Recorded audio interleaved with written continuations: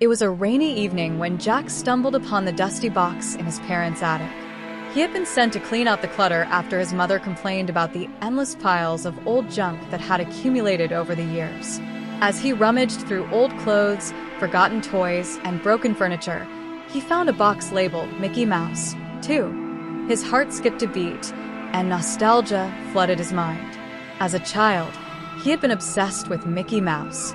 But what was this? He couldn't recall ever watching a sequel or even hearing about this particular tape. The VHS tape looked old, the label faded with time. Curious and somewhat excited, Jack decided to bring it downstairs to his room. He still had an old VHS player that hadn't been used in years, but it was in working condition. He dusted off the player, inserted the tape, and hit play. The screen flickered to life, but instead of the cheerful colors and lively music associated with Mickey Mouse, the screen remained dark. An unsettling crackling noise played through the speakers, followed by a brief flicker of the iconic Mickey silhouette. But something was wrong. Mickey's face didn't look the same. His usual cheerful smile was replaced with a twisted, almost grotesque grin. His eyes were hollow, black voids that stared through the screen, sending a chill down Jack's spine. He felt uneasy but brushed it off as poor animation quality. It was an old tape, after all. The episode started in a bizarre setting, an empty, desolate amusement park. Mickey was alone, wandering the abandoned park in complete silence. No music, no sound effects, just the quiet hiss of static in the background. Jack watched as Mickey walked, his movements sluggish and erratic, like something was wrong with the animation itself. Then Mickey stopped. He turned to face the screen, his void-like eyes locking onto Jack. For a moment, Jack felt as if Mickey could see him, like the cartoon character was peering into his soul. His heart raced, and he reached for the remote to stop the tape, but his fingers froze. He couldn't bring himself to stop watching. Suddenly, the screen flickered again, and the scene changed. Mickey was no longer in the amusement park. He was standing in what looked like a dark, damp basement. The walls were cracked, and water dripped from the ceiling. Mickey's distorted figure twitched, his limbs jerking in unnatural movements. His twisted grin had widened, stretching impossibly across his face. A faint whisper echoed from the speakers. At first, it was too soft to understand, but as the tape continued, the whispers grew louder. Jack strained to make out the words. It was Mickey's voice, but distorted, warped, and unsettling. "Come closer," the voice whispered. Jack felt his body tense up. He wanted to turn the tape off, to leave the room, but something kept him rooted in place. The whisper continued, growing more insistent. Closer, closer. Mickey's figure on the screen moved toward the camera, his hollow eyes growing darker, his grin stretching wider. The screen flickered again, and for a brief second, Jack thought he saw a flash of his own reflection in the TV. His blood ran cold.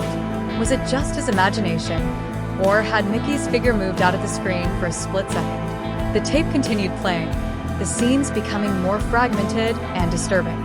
There were flashes of grotesque images, distorted faces, strange symbols, and a figure lurking in the shadows.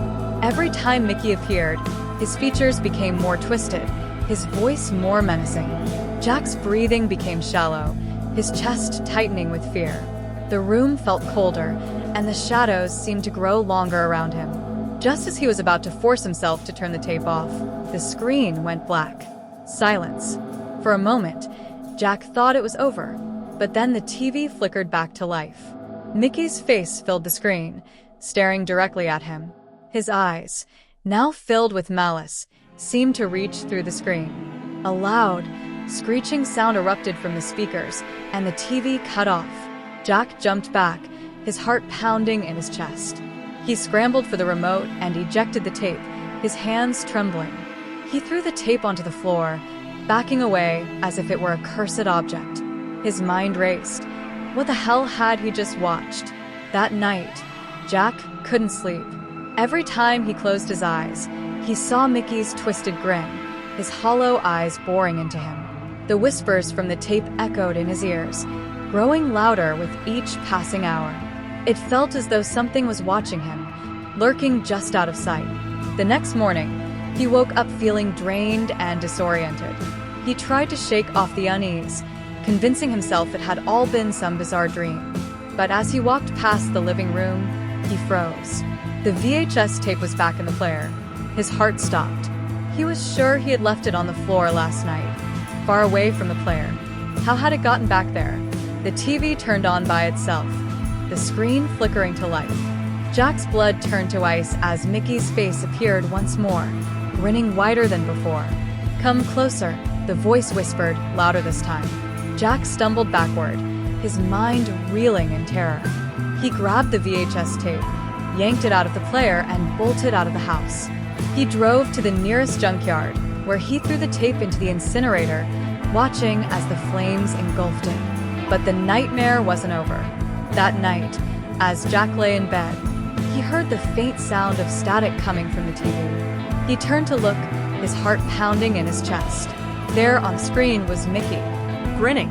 Jack screamed.